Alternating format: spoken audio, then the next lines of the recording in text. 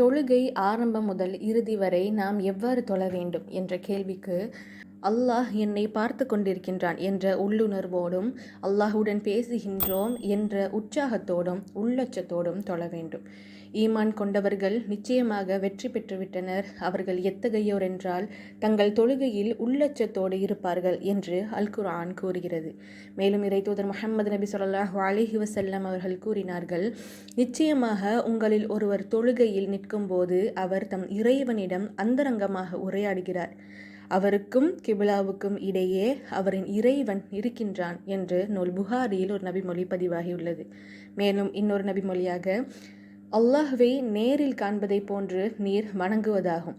நீர் அவனை பார்க்காவிட்டாலும் நிச்சயமாக அவன் உம்மை பார்த்து கொண்டே இருக்கின்றான் என்றும் நபிகள் நாயகம் ஸல்லல்லாஹு அலைஹி வஸல்லம் அவர்கள் கூறியதாக நூல் புகாரியில் இந்த நபிமொழி பதிவாகியுள்ளது.